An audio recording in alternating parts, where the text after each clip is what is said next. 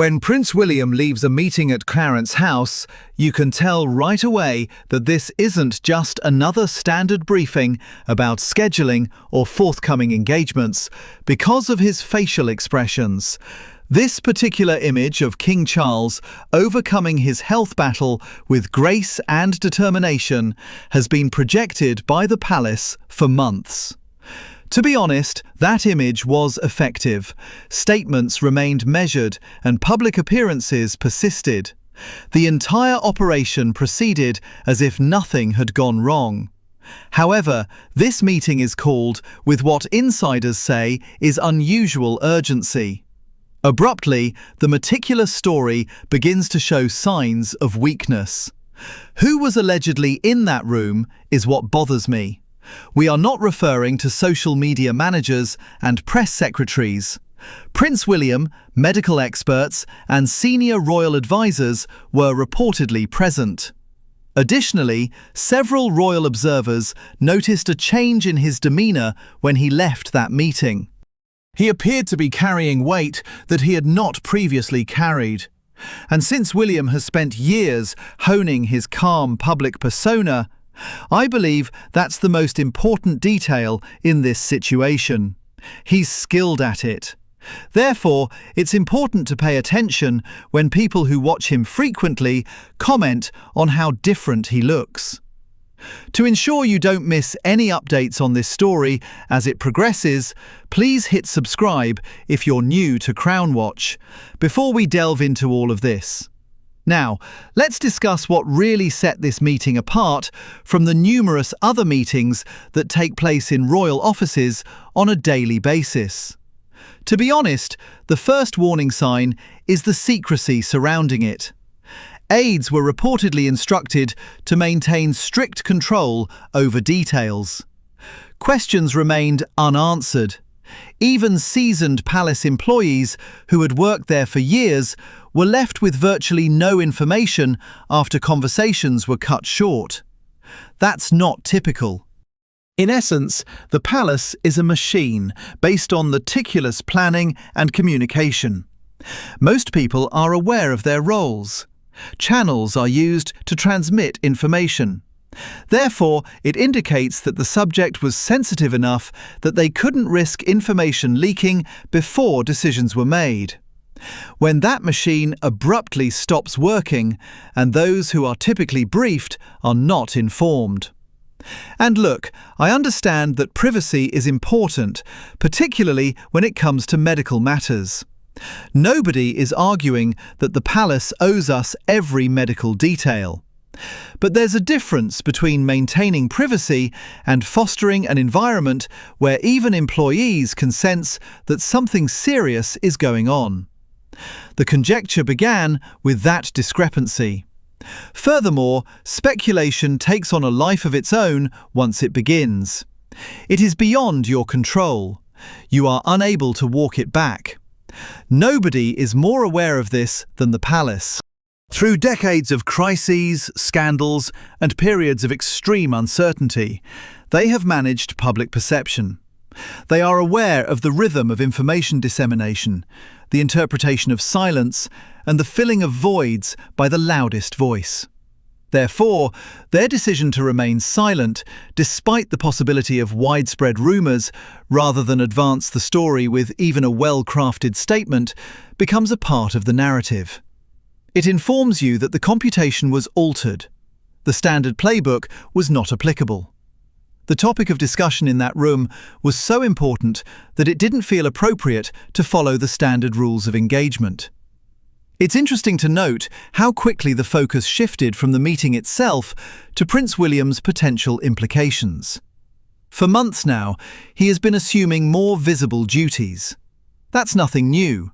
He's been stepping up, as anyone who follows royal coverage has noticed. However, insiders now claim that there has been a discernible change during this time, with him participating in discussions that were previously reserved for the king and his closest advisors.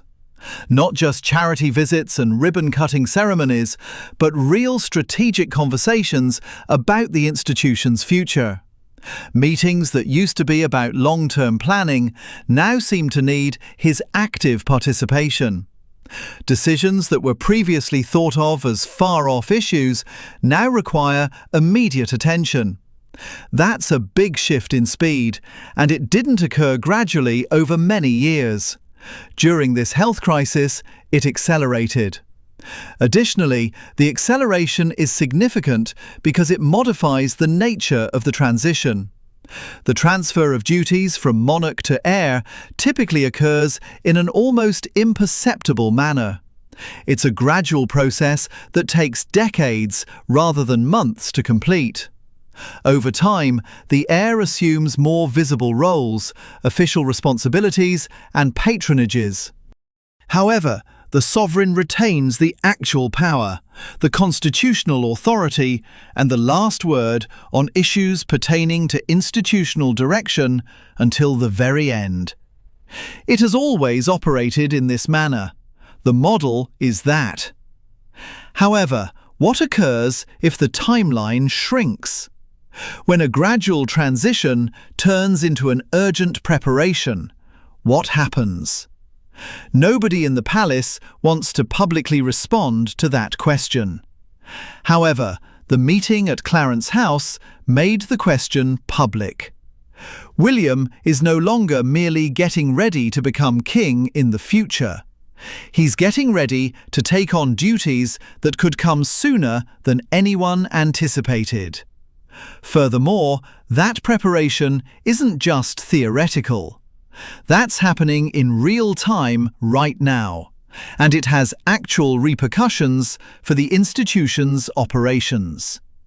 This also has a complex emotional component, and I believe it's worth taking a moment to consider that. On the one hand, you have a son witnessing a very intimate and challenging experience for his father. Anyone can find that difficult enough. However, the future monarch understands that the stability of the monarchy cannot be left to chance. It's not always easy to reconcile those two realities. William is fully aware of the significance of this moment, according to people close to the situation. But he is still preoccupied with helping his father. Every conversation that takes place behind closed doors is said to be shaped by the dual pressure of being a worried son and the heir who must plan for every scenario. Furthermore, I believe that we occasionally forget that William has already experienced this. He saw his mother deal with unbelievable pressure. At an early age, he suffered loss in the most visible way imaginable. He understands more than most what it's like to grieve in private while everyone else looks on. He was shaped by that encounter.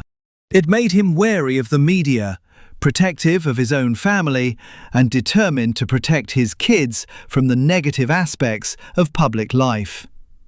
However, he is now up against a different kind of obstacle. This is not an unexpected catastrophe. It's a protracted time of uncertainty, the kind that gradually wears you down. The kind that makes you face possibilities you'd prefer not to consider. And he's doing it while cameras follow him around, commentators scrutinize every facial expression, and everyone on the planet speculates about his emotions. It's a tremendous load to bear. Most people are able to deal with a family health crisis in private, with the freedom to feel whatever they need to without it making headlines. That luxury is not available to William. Every moment of calm is a success. Every public appearance is a performance of stability that may not accurately represent internal dynamics.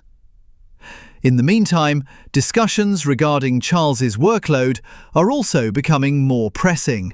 Despite receiving ongoing treatment, the man has maintained an intense pace, which is both impressive and a little concerning. Supporters view it as motivating commitment. Reports state that some advisors believe it cannot be sustained. It appears that they are debating whether to temporarily redistribute or modify certain responsibilities. Not because anyone doubts his dedication, but rather because the role's physical demands are substantial, even for someone in excellent health. The math quickly becomes difficult when you combine a health battle with public appearances, state duties, and the ongoing obligations that come with being a monarch. Furthermore, those responsibilities are mandatory. They are protected by the Constitution. The sovereign must sign laws, attend meetings with the Prime Minister, and carry out the ceremonial duties necessary to keep the state apparatus operating. Some tasks can be delegated. Certain duties can only be carried out by the monarch, but you can share patronages, divide engagements among working royals, and modify the schedule to minimise travel. That is the reality of the Constitution. Thus, the issue becomes one of capacity as well as workload management. Is it possible for the king to carry out those vital duties without endangering his health? And what happens if the answer to that question is no longer clear? These are no longer theoretical considerations. People whose job it is to make sure the institution survives whatever comes up are discussing these practical questions. This is where it becomes truly human. There are people who have been working with Charles for decades, navigating uncertainty alongside him, despite all the titles, procedures, and backup plans. Advisors who have worked with him for many years. Family members battling anxieties they hardly ever share with the public. When you think about it, it makes sense that the reports describe the atmosphere behind the palace walls as both intensely personal and tense. Planning strategically is one thing. It's quite another to prepare for the possibility that someone you love won't be able to play the part they've been waiting their entire life to play. No one wants to think about that future. However, the more these discussions develop, the more difficult it is to ignore the question that lies at the heart of everything. Additionally, this goes beyond professionalism for the staff. These are individuals who have devoted their professional lives to helping Charles. They have accompanied him on trips, given him advice, and observed him get ready for this position over many years of waiting. They have a stake in the individual as well as the organisation. Therefore, it is emotionally taxing to ask them to make plans for scenarios they would prefer not to think about. Recent weeks have reportedly been especially challenging for some long-serving assistants. They are experts. They perform their duties, but you can't work closely with someone for 20 or 30 years without developing sincere relationships. This story's human element goes well beyond the family. Everyone in the monarchy's orbit is affected, including senior advisors, domestic workers, and charities and organisations that rely on royal patronage. In ways that aren't always apparent from the outside, uncertainty spreads outward. In essence, what happens when the king is no longer able to bear the burden alone is that question. The one no one wants to ask aloud, but everyone knows is influencing events. More than any other heir in contemporary British history, Charles waited to assume this position. Decades of planning, decades of observation, decades of scrutiny, and decades of waiting as everything around him changed.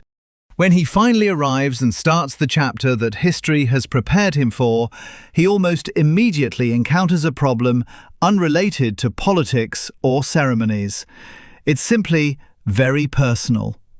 According to reports, he is still fully committed to carrying out his duties, refusing to allow hardship to define his rule. and moving forward with the same sense of obligation that drove him during all those years of waiting. For many supporters, that resolve has come to represent resiliency. However, those in charge of safeguarding the king and the organisation he represents are also starting to worry about it.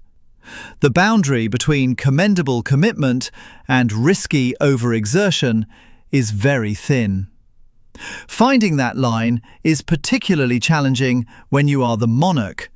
Every engagement has symbolic significance, and cancelling an appearance is a national decision rather than just a personal one. According to reports, Charles has stated that he plans to carry on for as long as he is able. He sees the position as an obligation to be fulfilled, rather than a burden to be managed. Every choice is influenced by that viewpoint. Advisors find it more difficult to recommend scaling back as a result. How do you convince a king who has spent his entire life serving that he should serve less?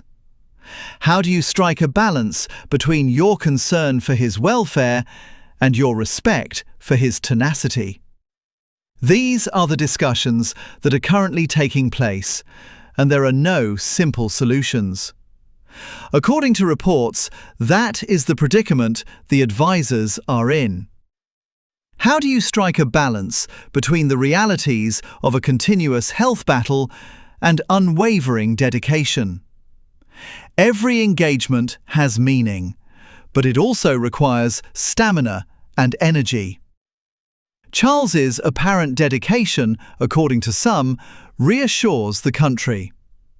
Others secretly fear that the load is greater than anyone is willing to admit. Politics or protocol are not the driving forces behind this debate. It is motivated by sincere concern for an individual. Even though all of this is taking place behind closed doors, public scrutiny has increased to a level that has never really been seen before. Every appearance is examined. Every claim is scrutinized. Royal analysts look for hints in the smallest details. A shift in routine makes headlines. Days of debate are sparked by a well-chosen phrase. The family must be under tremendous pressure to keep things normal while dealing with personal uncertainty. Additionally, that pressure leads to problems of its own. There is no room for an off day when every public moment is scrutinized. There is no room to appear worn out, preoccupied, or anxious. Even when stability is the last thing anyone feels, the performance of stability must be perfect. Normally, that would be exhausting. In these situations, it's completely different. The family is dealing with more than just a medical emergency. While experiencing the crisis firsthand, they are controlling how the public views it. An almost unachievable degree of emotional control is needed for that dual existence, the private experience and the public performance. And they're doing it without the one thing that most families depend on in trying times: privacy. Speaking of family, it has been reported that family members have been supporting Charles in ways that are mainly hidden from the general public. William's growing participation goes beyond simply getting ready for new duties. It shows support and loyalty, as well as an understanding that the difficulties go well beyond official responsibilities. In an effort to make sure he doesn't have to deal with this alone, other senior royals have reportedly offered silent support.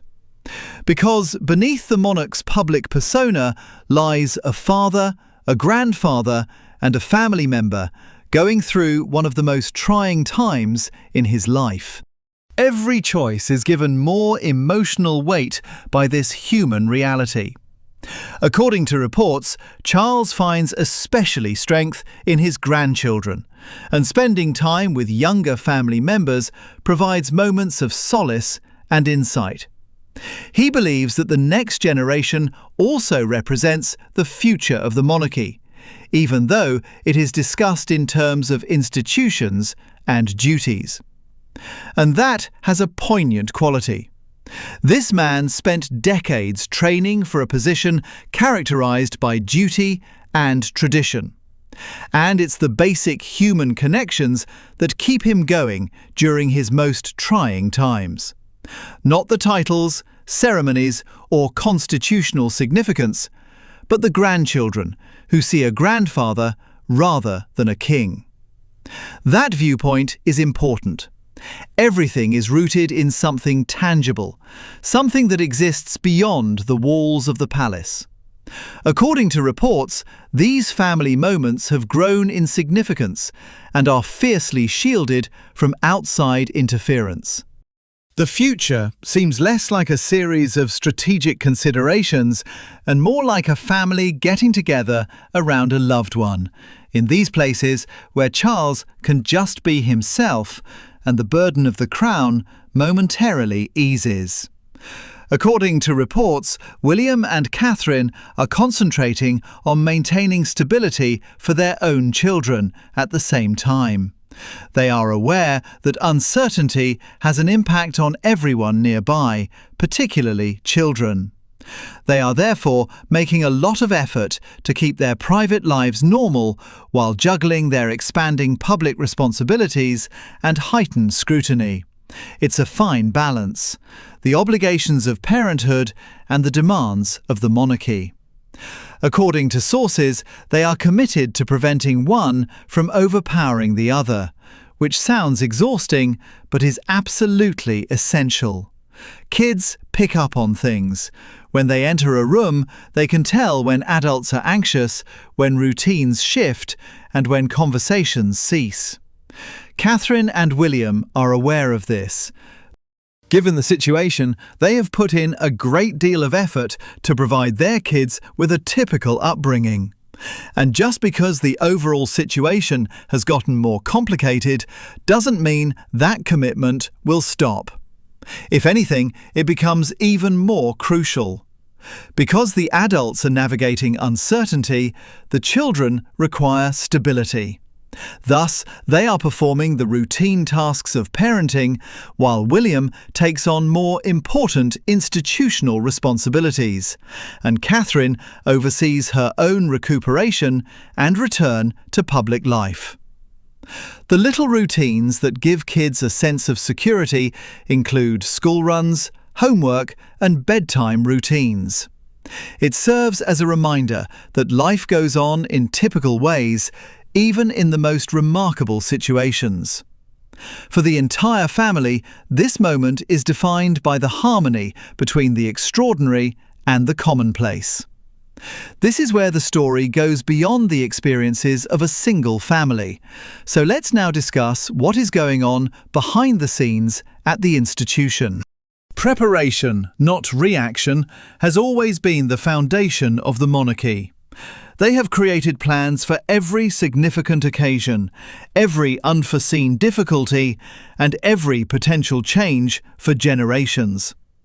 Long before they are ever required, these protocols are in place.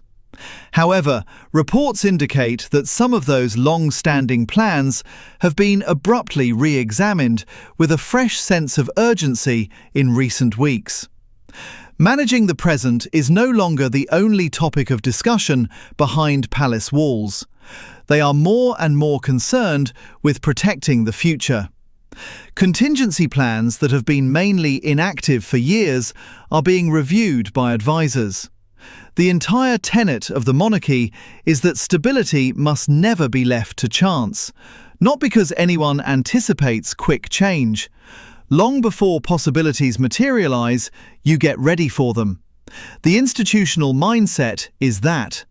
For centuries, it has been that way. Because it plans, anticipates, and never assumes that tomorrow will be like today, the monarchy endures. However, this particular moment is unique. These days, the plans under review are more than just theoretical exercises. They are being scrutinised with a degree of specificity that implies they may be necessary.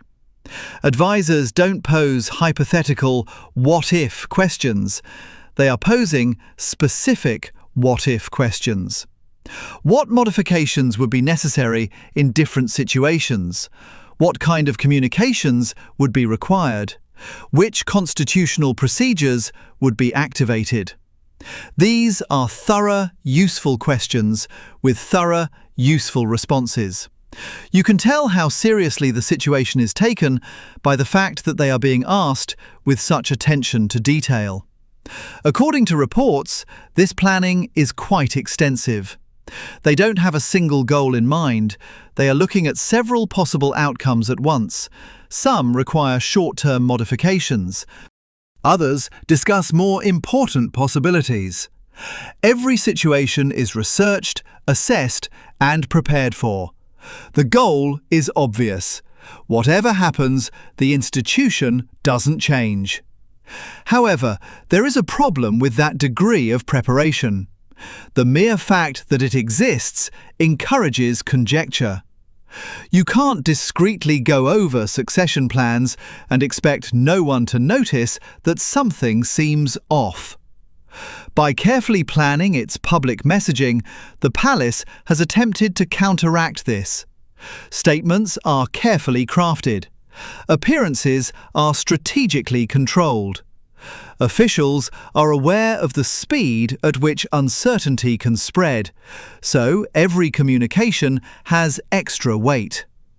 Maintaining public trust is thought to be crucial, but as questions and rumours grow, it becomes more difficult to strike a balance. In essence, the palace is attempting to accomplish two opposing goals simultaneously.